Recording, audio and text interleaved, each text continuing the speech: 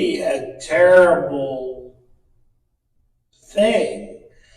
Hi everyone, my name is Jolisa Gonzalez and this is Sam Halal. We are well into tax season and today in this video we're going to be talking about all the frequently asked questions that are commonly asked amongst everybody. So first things first, what we're going to be looking at are deadlines. Can you go into that a little bit? There are various types of deadlines when it comes to tax season or tax forms. So the very basic one is your W-2. If you happen to be employed, your employer is supposed to be sending you a W-2, which is basically a form that lists your earnings for the calendar year. And that you should have received already by the end of January. Typically, the deadline is January 31st. Also, if you happen to have any type of bank accounts, whether they are savings accounts or CDs or that kind of stuff, you would also have received a form from your bank. It's called 1099, or specifically 1099 INT for interest. And that form typically lists all the amount of interest that you generated on those types of accounts from your bank. Does that make sense? Yeah, that makes sense. So pretty much we should receive our W-2 form and our the 1099 INT. I know it's a handful or a mouthful. So the W-2 and the 1099 INC, we should pretty much get those by the 31st of January. And before, we used to get the 1099s by the 31st, but they changed that deadline a while ago just to make things easier on their end.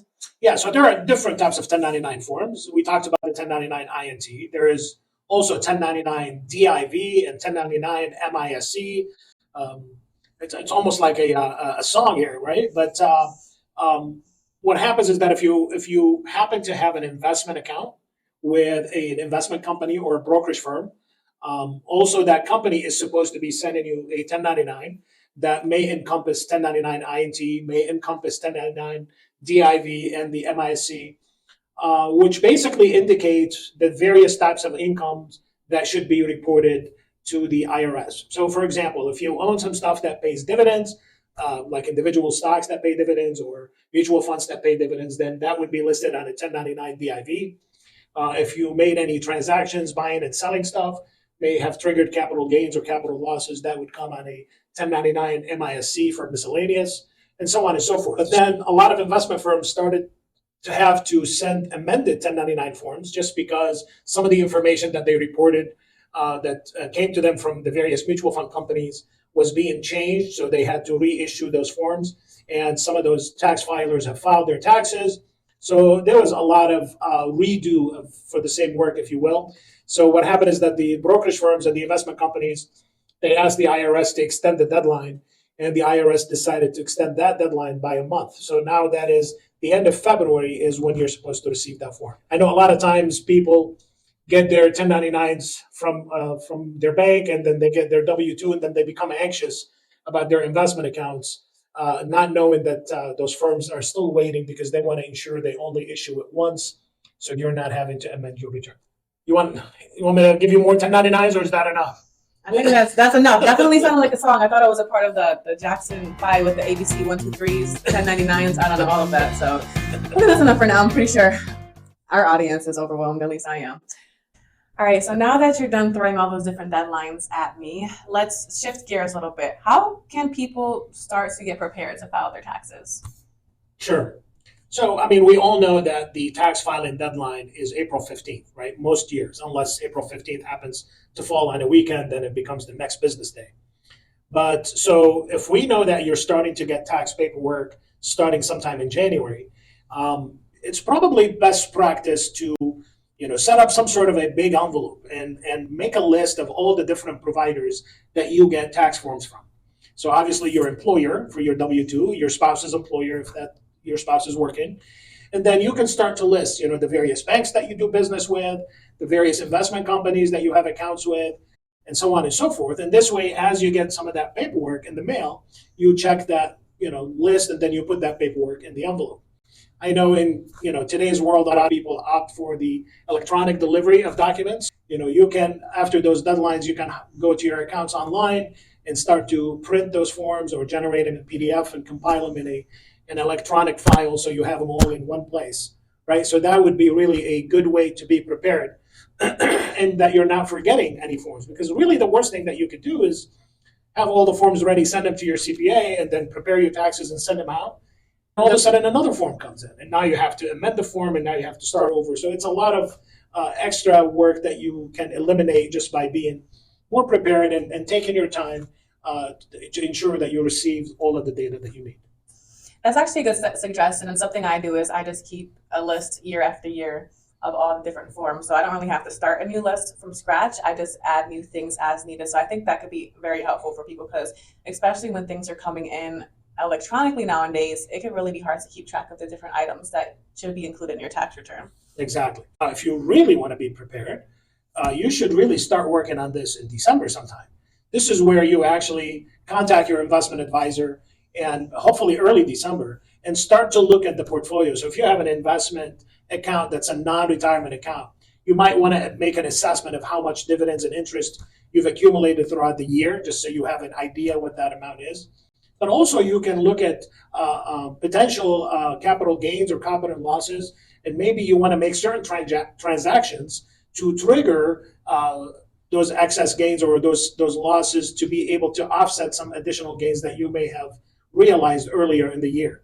So that's really being prepared, is to try to do the homework and make those transactions before the end of the calendar year. So now you're ready for when it's tax filing date, that you've done the most you can do to help your tax situation.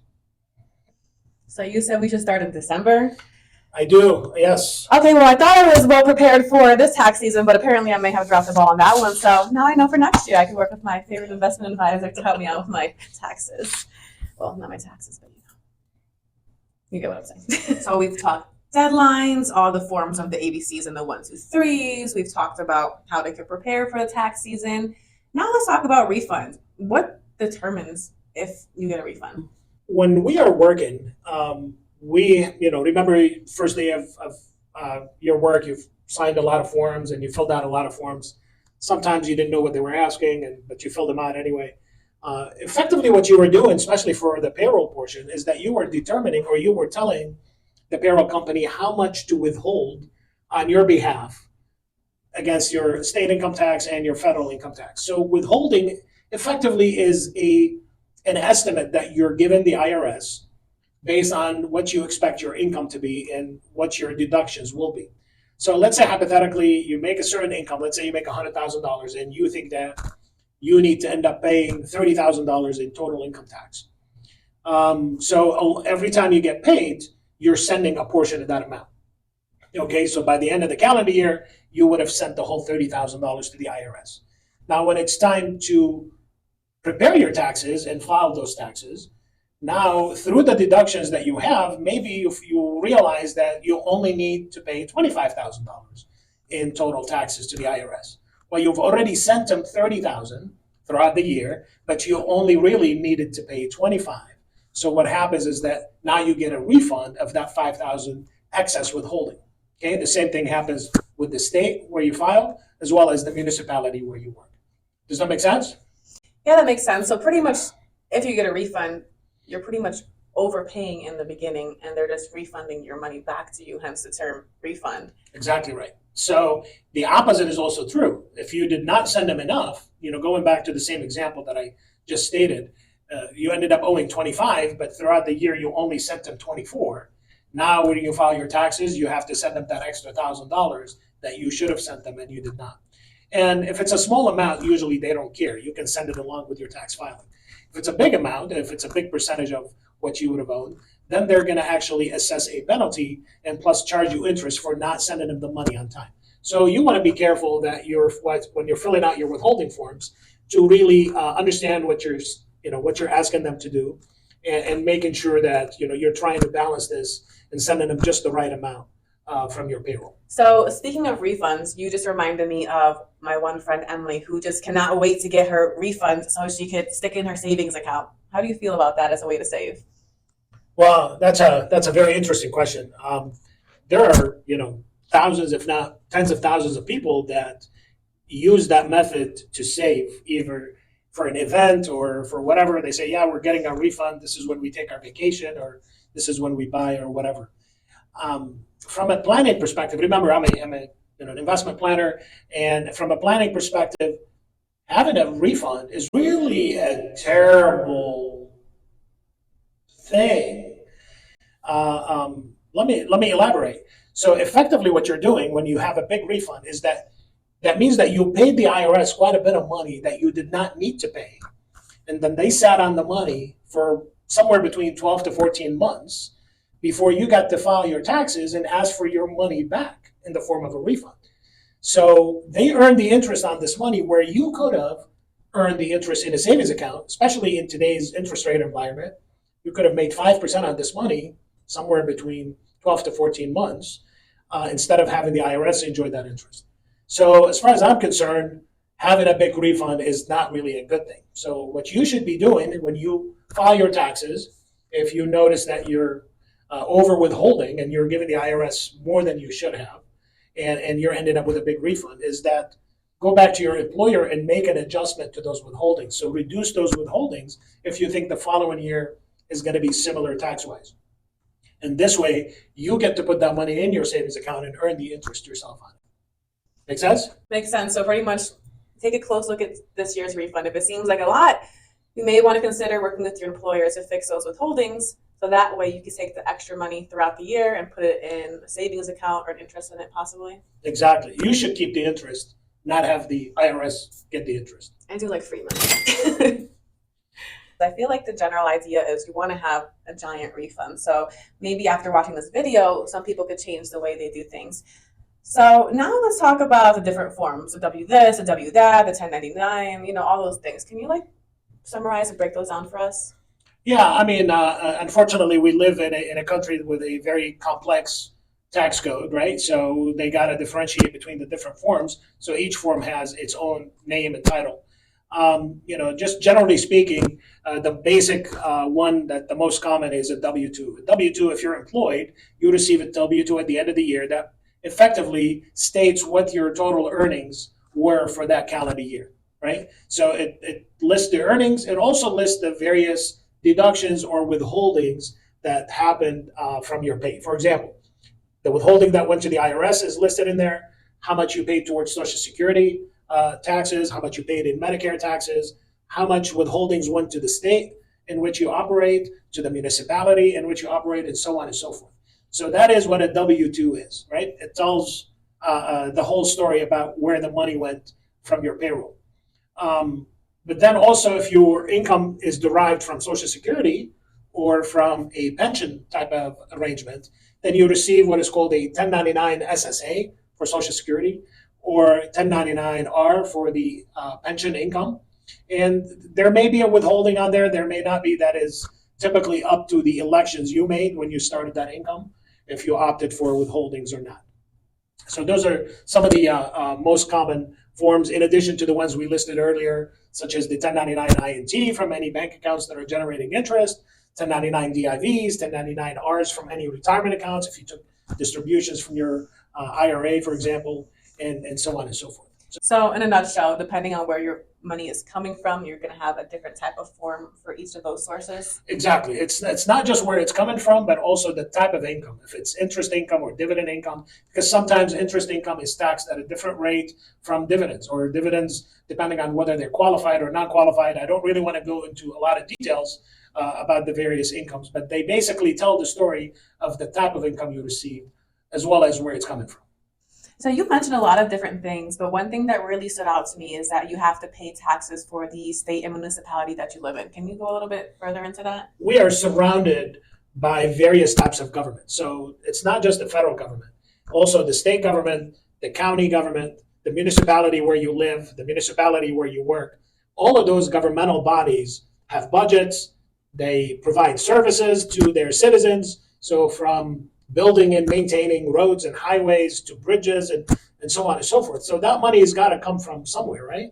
And since none of those governments produce anything of value to sell, they tax us for all of those services. So we do end up paying income tax to most states in the United States.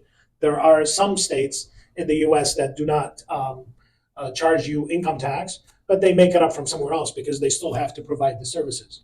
And then the same applies to other municipalities, such as counties and stuff. So if you think about all the taxes we pay, right, the most obvious ones are income tax, right? But then we also pay real estate taxes. We pay sales tax. We pay gasoline tax. We pay all kinds of taxes as we live. I mean, if you want to add up just what percentage of our income we end up paying in taxes, it's north of 50%. Don't be shocked. One time I went about it and added up all the different percentages, but it is the case. So we do get a lot of services from governments, like I mentioned before, the roads and services. Also, if you think about it, the armed forces by the federal government, police departments, fire departments, all of those services, they come from someplace, and we as citizens, we have to fund those various projects and services. Okay, so we're just pretty much getting taxes pulled out from us left and right, left and right. One thing that also stood out to me was that you said that our taxes go towards like police and firefighters. Is that correct? That's right. To my boyfriend, I pay your salary, so next time we go to dinner, it's on you. All right, so you've gone through a lot of different things so far, and thank you for those who are still watching, because I know it could be a lot. But there's some other terms that can be confusing, such as deductible versus credit. Can you explain those a little bit for me? The way you want to think about the word deductible, or if something is deductible, think of it as a reduction in the tax liability. Probably the best way to understand this is via an example. So let's take Johnny, for example. Johnny makes $100,000 a year. Johnny decides to contribute $10,000 into his 401k on pre-tax basis throughout the year. And now it's the end of the year, so he makes a gross salary of $100,000. He put away $10,000 in 401k contributions, and that $10,000 now is deductible. So it reduces Johnny's taxable income from $100,000 to $90,000, and now he's paying income tax only on $90,000 worth of income, with everything else being the same. So that's what deductible is. That $10,000 was deductible. On the flip side, and the word credit, you want to think about it as a gift. So if you do so and so, and you happen to qualify for such and such, then you get some sort of a credit or a gift. Again, the best way to cover this is via an example. So if you happen to have children, you may qualify for a child tax credit, depending on the number of children you have and depending on the total income you have. Your income has to be below a certain level to qualify. So it's a way for the government to help families who do not generate a lot of income, and yet they have children. They give them a credit. So whether you end up having to owe taxes or not, you get the credit. Versus if it's a deductible and you don't end up owing any taxes to the federal government, then having another deduction will not really help you, because you already owe nothing to the IRS. If it was a credit, you actually receive that in the form of a refund, or it gets added to your refund. So yeah, that makes sense. So deduction is like a reduction, and a credit is like a gift. I feel like that's an easier way to understand things. So can you go over some of the most common deductions that people see? Yeah, so I mean, obviously, this is probably the right time for me to disclose that I am not a tax professional. So please don't take this as a tax advice per se. But the most common deductions that are available to most people are typically your 401k contribution or any employer-sponsored retirement plan that is offered to you at work. Typically, regardless of your income, you qualify to make a deductible contribution into your retirement plan. Based on your income, you may be able to make a deductible contribution into a traditional IRA. Your HSA, if you happen to have a specific type of a medical coverage, any HSA contributions can be deductible to you. So there's a lot of different deductibles that may or may not qualify to you or to other people based on various forms, such as their income and so on and so forth.